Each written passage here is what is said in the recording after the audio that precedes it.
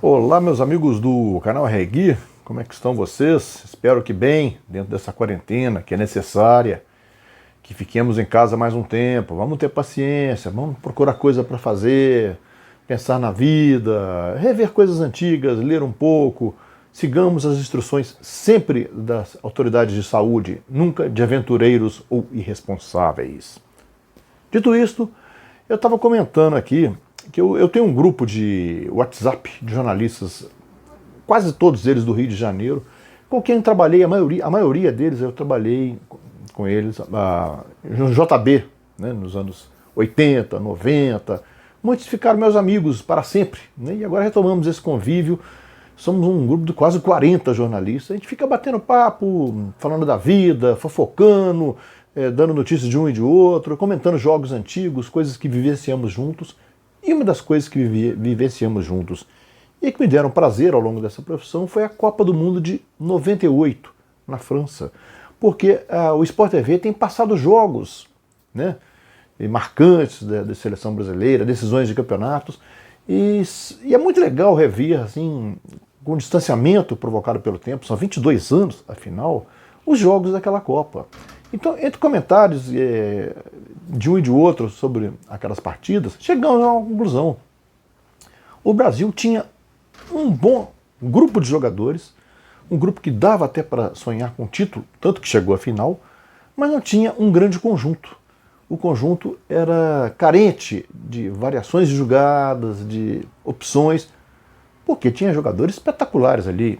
Ronaldo e Rivaldo no auge da forma. Laterais como Cafu e Roberto Carlos, o Aldair, já veterano na zaga, mas ainda muito bom. Um Tafarel espetacular no gol, um César Sampaio e um Dunga no meio de campo. Então era um grupo que dava para formar uma belíssima seleção. Só que o Zagallo, comandante daquele time em 98, 28 anos depois do tricampeonato de 70, não era o mesmo Zagallo de antes. Se o Zagallo de 70, segundo o Tostão, que era um dos nossos companheiros lá na França, colunista do nosso Estadão, o jornal para o qual eu trabalhava, e do JB, jornal que me formou, o Tostão dizia que o Zagallo de 70 era revolucionário, mostrava coisas modernas, sintonizado com os novos tempos, tinha variações táticas, variações de jogadas, era um técnico que sabia ler o desenvolvimento do jogo e o que poderia advir daí. Em 98, ele vinha com a mesma linguagem e os mesmos métodos. E quase 3 décadas haviam se passado, a diferença é brutal. Então ele falava que o Zagallo, em suma, era desatualizado naquele tempo. Mas de qualquer forma, ele tinha um bom grupo de jogadores que poderia ter ido além do que foi. Em relação ao conjunto, a seleção de 98 foi longe demais. Em relação ao potencial, poderia ter sido campeã, apesar do problema do Ronaldo antes da final, horas antes, aquela convulsão, que certamente influenciou justamente porque não havia um grupo consolidado. Lembremos, ou recordemos, em 1962 o Brasil perdeu o seu melhor jogador durante a Copa, Pelé. E mesmo assim conseguiu se organizar de maneira tal que absorveu a entrada do Amarildo. O Amarildo foi importante, não era o Pelé, mas foi importante. O Garrincha passou a ser o Garrincha e o Pelé. Imaginam que coisa isso para os adversários. E o Brasil começou muito bem. Em 1970, título que tinha o Zagallo, não como jogador, mas como treinador, o time não teve o Gerson no segundo e no terceiro jogos, contra a Inglaterra e contra a Romênia, os jogos que classificaram o Brasil para as quartas de final. E mesmo assim conseguiu jogar, né? E com um adendo de que contra a Romênia também o Rivelino foi vetado. E o Zagallo ainda conseguiu montar um time porque o conjunto era aprimorado de tal forma a absorver, ainda que perdesse brilho, essas ausências. O de 98 não tinha. Tinha algumas diferenças. O Zagallo treinou 3 anos com 2-1-1 no meio de campo, né? Tinha aquele 1 dele que ninguém sabia o que era. Preparou o Juninho Paulista durante esse tempo todo. O Juninho Paulista sofreu uma fratura na perna no jogo do Campeonato Espanhol, né, jogando pelo Atlético de Madrid.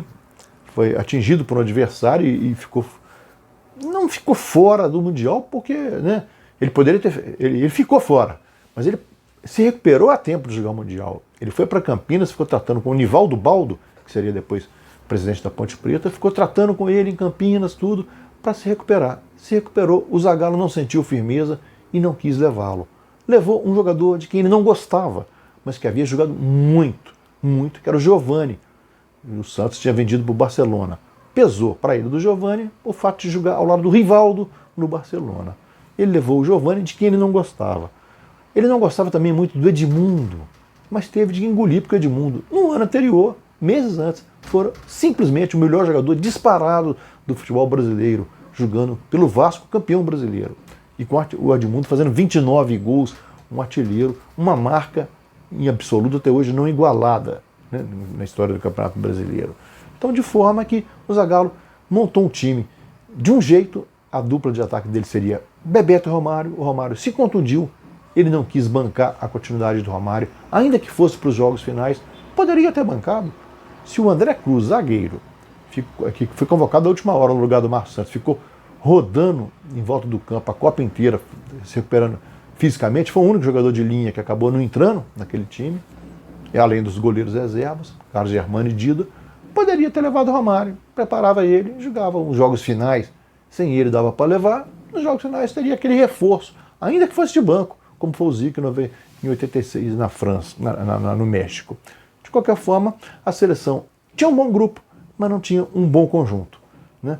Penou para ganhar da Escócia na estreia, ganhou fácil do Marrocos, é uma coisa quase obrigatória, perdeu da Noruega, ganhou fácil do Chile, o que é quase histórico em termos de Copa, na maioria dos jogos, entre os dois, evidentemente.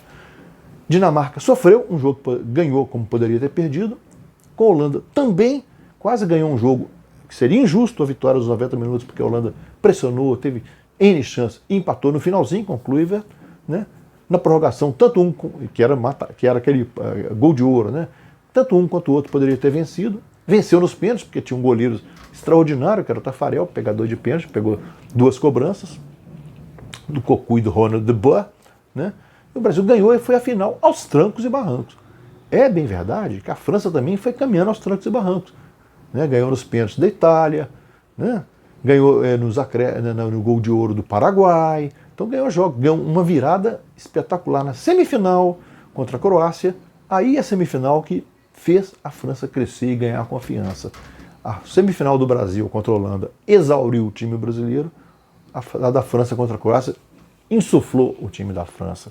E com aquele estádio de França cantando, 80 mil vozes cantando a Marselhesa, eu tremi nas bases. Eu me emocionei de quase ir às lágrimas. Eu nunca vi algo parecido em meus quase 43 anos de profissão.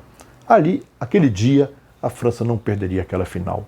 Mesmo que o Ronaldo estivesse em forma, eu ouso dizer que a França ali ganharia aquele jogo, porque estava ungida. Chegou um momento que os astros se uniram ali em torno da França. E a França já tinha batido na trave nas Copas de 82, 86, em que foram as semifinais, na geração do Platini. Né? A França já formava grandes seleções, às vezes não ia à Copa, é verdade, a França tem essas coisas ciclotímicas. Mas desde então a França passou a ser uma figura importante na história do futebol. Conta as semifinais que a França foi a partir dali, as campanhas dela. Né?